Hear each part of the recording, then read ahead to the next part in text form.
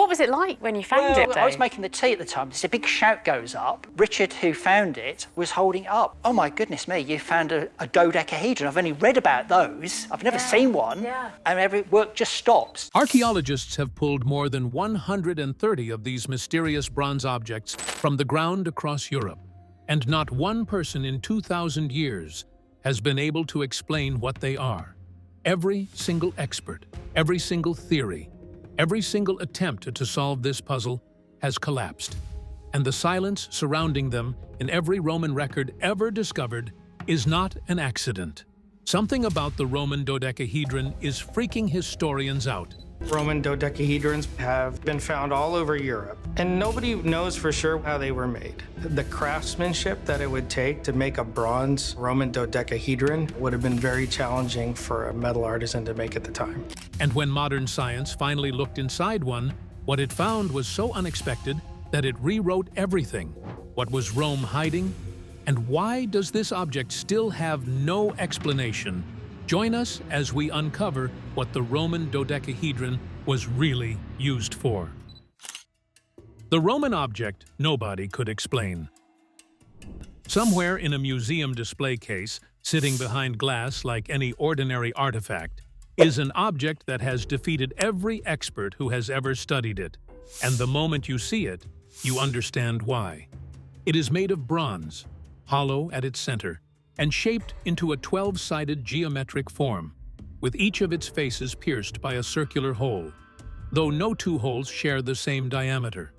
At every point where the faces meet, a small rounded knob protrudes outward, 20 of them in total, sitting perfectly at each corner of the structure. It is, without question, one of the most precisely engineered objects to survive from the ancient world. Archaeologists call it the Roman dodecahedron, and more than 130 examples have been pulled from the soil across Europe, from the edges of Britain all the way to the forests of Germania, each one slightly different, each one unmistakably the same, and not one of them has ever been satisfactorily explained. Here is the problem. Rome was an empire that wrote everything down, recording its aqueducts and its battles and its merchant transactions right down to the weight of individual coins. Yet across every surviving text, every mural, and every official archive left behind by one of history's most literate civilizations, there is not a single mention of this object. Not one word, not one drawing, nothing. An empire obsessed with recording everything chose to say nothing about an object its people clearly crafted, handled, and buried with intention. And that silence is not an accident. When researchers finally placed these objects inside a modern laboratory and ran the analysis, what they found inside them would suggest that the silence was deliberate and very carefully maintained. Built with advanced engineering. The moment you hold a Roman dodecahedron in your hands, something becomes immediately clear. And that is that whoever made this object knew exactly what they were doing. Because this was not the work of an amateur or a simple craftsman following basic instructions, but the product of someone with a deep and sophisticated understanding of metalwork, geometry, and precision manufacturing. The dodecahedrons were made using a process called lost wax casting, which was one of the most technically demanding metalworking techniques available in the ancient world, requiring the craftsman to first sculpt the object in wax, coat it in clay, heat the mold until the wax melted away, and then pour molten bronze into the hollow space left behind, a process that demanded patience, skill, and a thorough understanding of how metals behave under extreme heat. The bronze itself was of high quality, and the production costs would have been significant, meaning these were not cheap objects thrown together for everyday use, but carefully and deliberately manufactured items that someone considered worth investing serious time and resources into creating.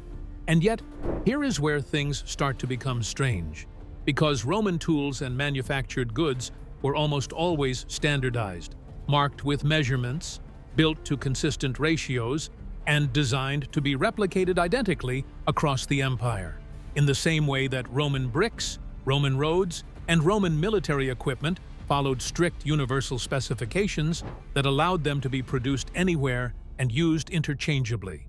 The dodecahedrons follow none of those rules. No two examples share the same dimensions. No two have holes of identical sizes. No two follow a consistent ratio between their faces and their openings.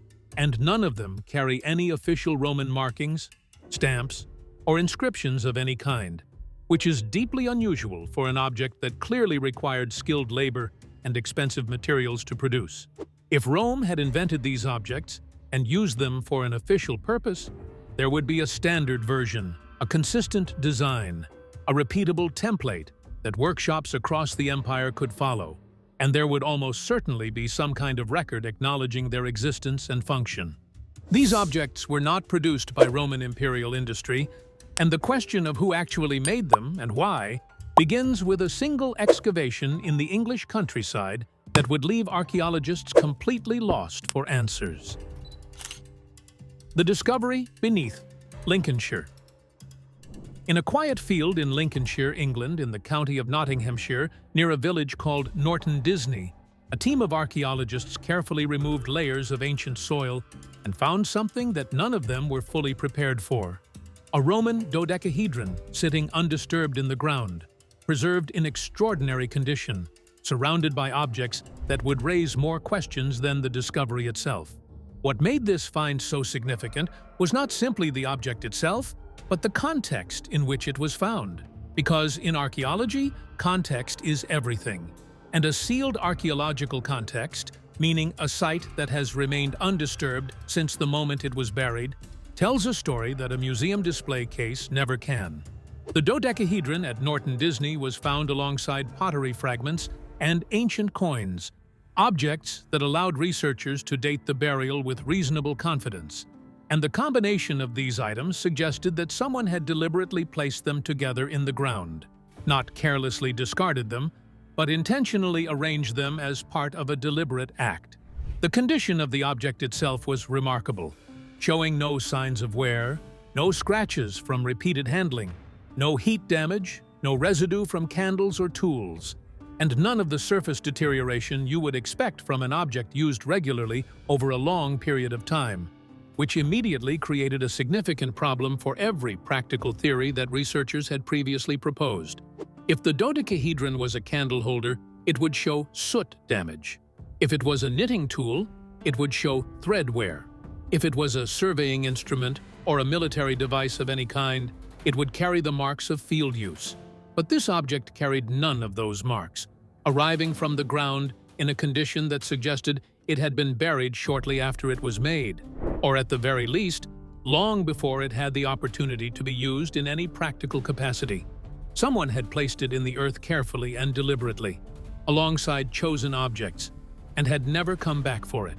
That detail is the one that stays with you, because people do not bury valuable, precisely crafted bronze objects and simply forget about them, which means either the person who buried it could not return, or the burial itself was the entire point, a permanent act rather than a temporary hiding place. And when researchers began mapping every known location where a dodecahedron had ever been found, the pattern that emerged across the landscape of Roman Europe was so unexpected and so specific that it forced an entirely new conversation about what these objects might actually represent. Why every explanation collapsed. For centuries, some of the most respected historians, archaeologists, and classical scholars in the world have looked at the Roman dodecahedron and tried to explain it. And for centuries, every single explanation they have offered has eventually fallen apart under scrutiny, leaving the object sitting in its museum case, still silent, still unexplained, still waiting. The earliest and most straightforward suggestion was that the dodecahedron served as a candle holder, with the circular holes allowing light to pass through the bronze frame and create decorative patterns on surrounding surfaces. And while this sounds plausible at first, the physical evidence makes it impossible to sustain, because not one of the more than 130 known examples shows any trace of soot, heat discoloration, or wax residue on its inner surfaces. And an object used repeatedly to hold burning candles would carry all three. The knitting theory proved equally fragile, with some researchers suggesting that the holes and knobs could be used to measure and wind wool for glove making, a theory that even inspired modern knitters to attempt recreating the process. Yet no textile fibers have ever been found on any dodecahedron, and the irregular hole sizes make consistent knitting patterns functionally impossible to produce. Coin testers, surveying tools, military rangefinders, and astronomical instruments were all proposed in turn, and each theory arrived with genuine enthusiasm and careful reasoning, only to collapse when researchers asked the same simple question, which was, where is the standardization? Because every practical Roman tool was built to a consistent specification so that it could be used reliably and repeatedly, and the dodecahedrons, with their irregular dimensions and non-matching holes, cannot function as a reliable measuring or calibration device of any kind. The sundial theory perhaps lasted longest, with some scholars producing convincing geometric arguments for how the holes could align with sunlight at specific times of year. But the fatal problem remains unchanged because a sundial requires consistent dimensions to function accurately, and no two dodecahedrons share the same measurements. What all of these theories share, beyond their individual weaknesses, is a common assumption. And that assumption is that the dodecahedron was built for the ordinary world, for domestic life, for military use, for trade, for measurement, for the practical rhythms of daily Roman existence. And it is that assumption itself that may be the fundamental error. Because if this object was not built for ordinary life, then the question changes entirely. And the answer may be hiding not in Roman workshops or military manuals, but in the places where these objects were actually found. And those locations tell a story that nobody in Rome ever wanted written down. The map nobody wanted to see. When researchers began plotting the discovery locations of every known Roman dodecahedron onto a map of the former Roman Empire, what they expected to find was a distribution pattern consistent with Roman civilization at its most developed and densely populated. Objects turning up near major cities, administrative centers, military headquarters, and wealthy urban provinces where skilled craftsmen and expensive materials would naturally concentrate. What they found instead was the precise opposite, and the pattern was so clear and so consistent that it was impossible to dismiss as coincidence. Dodecahedrons have been found in Gaul, in Germania, and in Britannia, regions that sat at the outermost edges of Roman territorial control, the frontier zones where Roman authority was newest, thinnest, and most aggressively contested, and not a single confirmed example has ever been recovered from the city of Rome itself, from Italy, from the wealthy eastern provinces, or from any of the major administrative centers where Roman power was oldest and most deeply established. The empire's heartland, the place where Roman culture was born and most fully expressed, produced none of these objects, while the empire's edges, the places where Roman soldiers and officials pushed into territories with deep and ancient non-Roman traditions, produced almost all of them. The geographic pattern becomes even more specific when you examine the precise find spots within those frontier regions, because a significant number of dodecahedrons were recovered not from Roman settlements or military forts, but from locations that held particular significance in pre-Roman Celtic tradition, near rivers, near wells, near the boundaries of ancient forests, and near burial grounds, places that Celtic cultures across Europe consistently understood as liminal spaces, meaning thresholds between the world of the living and whatever they believed existed beyond it. These were not random discard sites or casual loss locations, but places where objects were deliberately placed in relationship to the landscape itself. And that deliberate placement connects the dodecahedrons not to Roman administrative practice, but to something far older and far less comfortable for an empire that publicly positioned itself as the rational, ordered, civilized alternative to what it called barbarian superstition. The objects were clustering around the spiritual geography of the people Rome had conquered, and that pattern, combined with the complete silence in every Roman official record, begins to suggest something that the empire would have had very strong reasons to suppress. The fact that there aren't any writings or art with it in there is a clue. Like, lack of information is a clue. Like, why didn't they talk about these things? What those reasons were, and how far Rome was willing to go to enforce that silence, is written into the legal history of the empire itself. and the laws Rome passed against certain kinds of knowledge are some of the most revealing documents the ancient world ever produced. Rome's war against forbidden rituals. Rome liked to present itself to the world as a civilization built on reason, law, and order, a rational empire that replaced chaos with structure and superstition with organized religion. And for the most part, the story it told about itself was convincing enough that much of the ancient world accepted it, and much of the modern world has repeated it ever since. Beneath that carefully maintained image was a deep and persistent fear. And that fear was not of foreign armies or economic collapse or political instability, but of spiritual power that existed outside Roman control. Power that Rome could not tax, could not regulate, could not absorb into its official religious framework, and could not fully destroy no matter how many laws it passed or how many sacred sites it burned to the ground. Rome passed a series of laws specifically targeting magic, divination, and necromancy, with the Lex Cornelia de Sicarius et Beneficius being among the most significant, a piece of legislation that made the practice of certain ritual arts punishable by death, exile, or the confiscation of all property. And the very existence of such a law tells you something important, because empires do not write laws against things that do not exist or do not threaten them.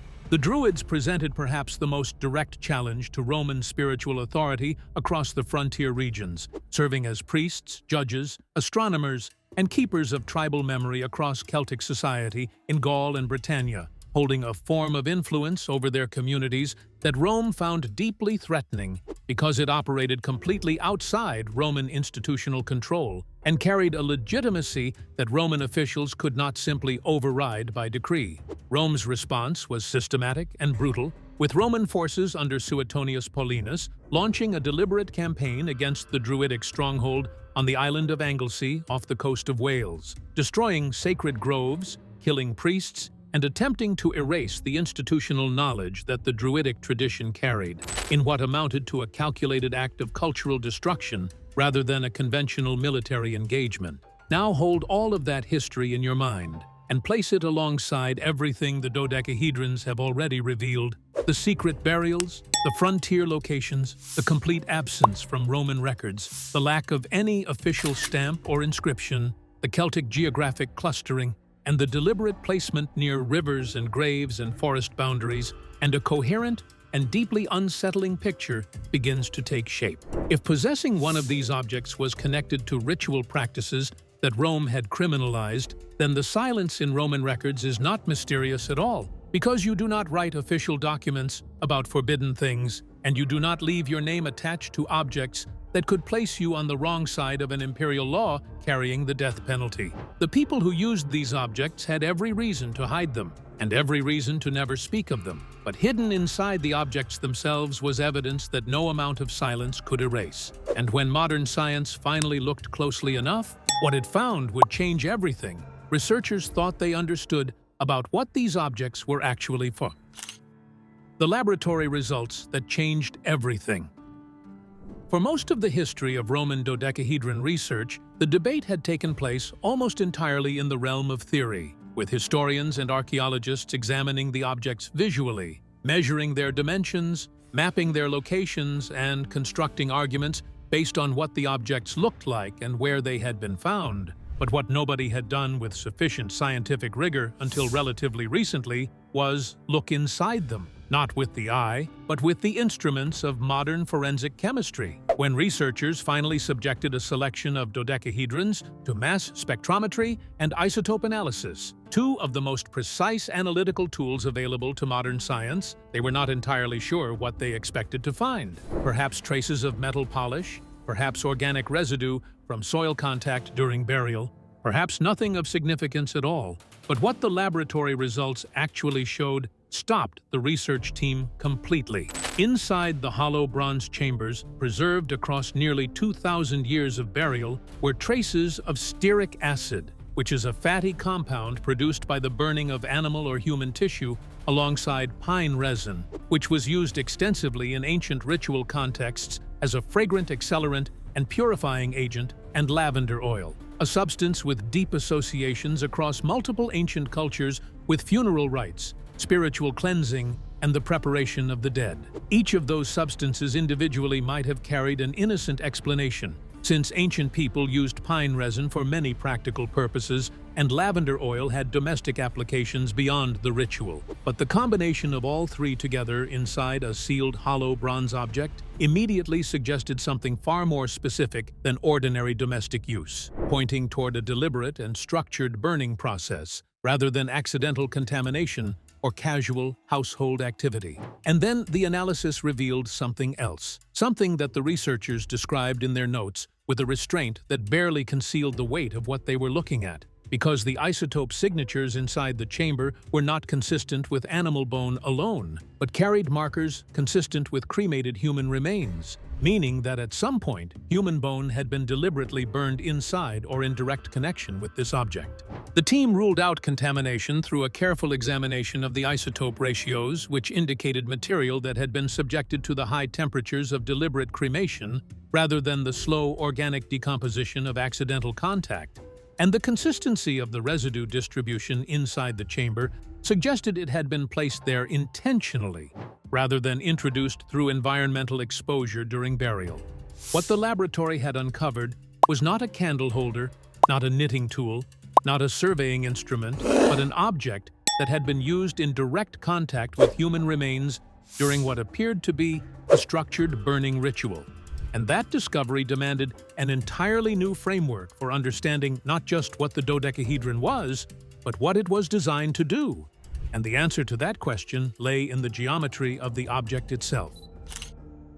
The device that released the dead.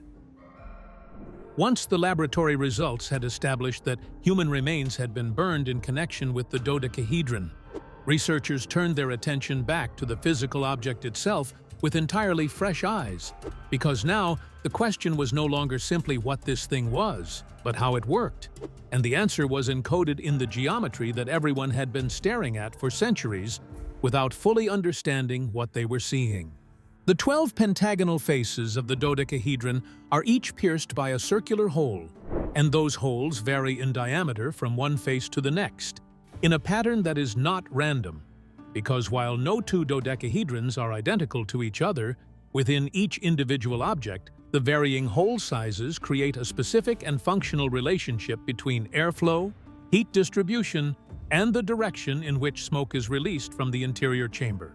A hollow bronze object with holes of different sizes placed over a burning material does not simply fill with smoke and release it uniformly in all directions. So it's 12 sides. And the interesting thing about this is there's these holes in it, and all these holes are different sizes. But instead creates a system of differential pressure, drawing oxygen in through the larger openings and directing smoke outward through the smaller ones in concentrated streams, meaning that the person using the object could control the direction and intensity of the smoke emerging from it by rotating the dodecahedron and choosing which face to orient toward the ritual space.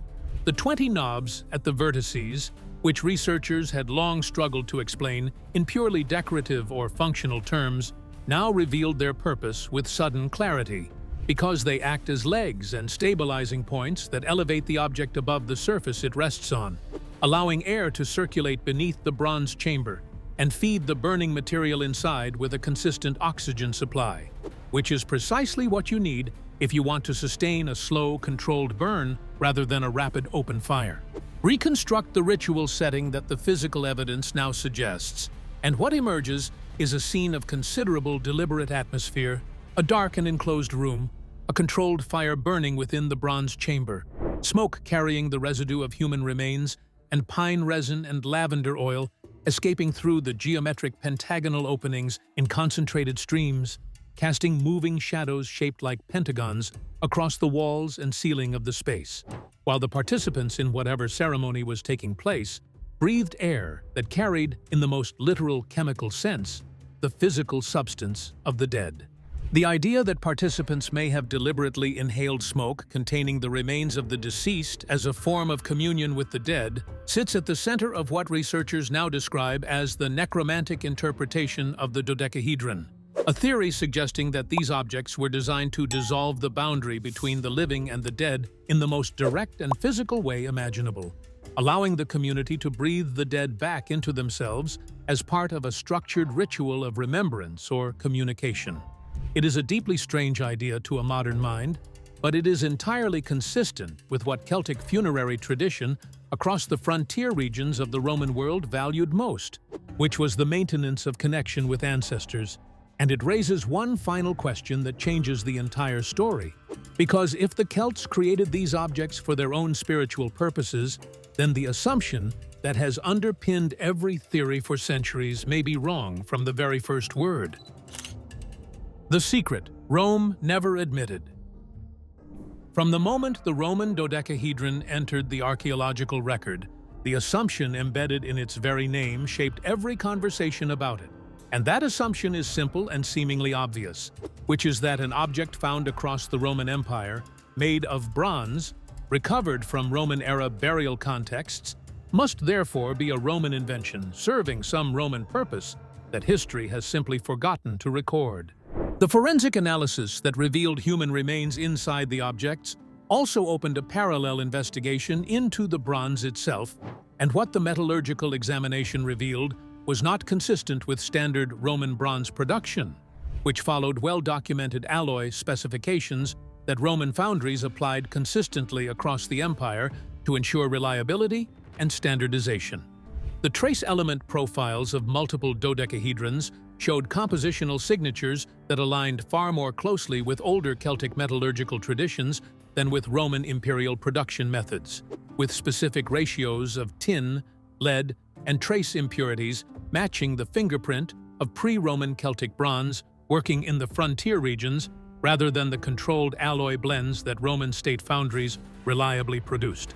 Roman engineering was built on standardization, with every component of Roman infrastructure and manufactured goods following consistent specifications that could be replicated identically whether you were in Rome or on the edge of the known world.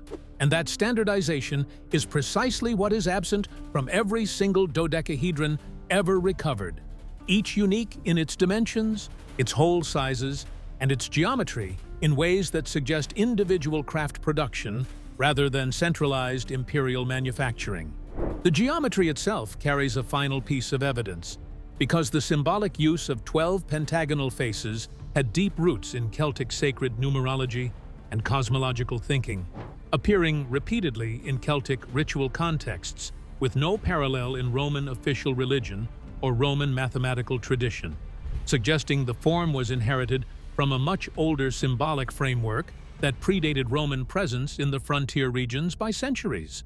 Place all of this together, and a conclusion begins to form that is more uncomfortable than any previous theory, because it suggests that Rome did not invent the dodecahedron at all, but instead encountered it in the territories it conquered, recognized it as an object of significant ritual power, and chose to erase all record of it rather than acknowledge what it represented. The silence in Roman records was not an accident of history, and the Norton Disney burial may hold the final piece of the answer. What was buried beneath the empire? If you return now to that quiet field in Lincolnshire, to the sealed pit, to the pottery and coins arranged with deliberate care around a bronze object in extraordinary condition, and look at it again with everything you now know, because the Norton Disney dodecahedron looks completely different once you understand what it may actually be.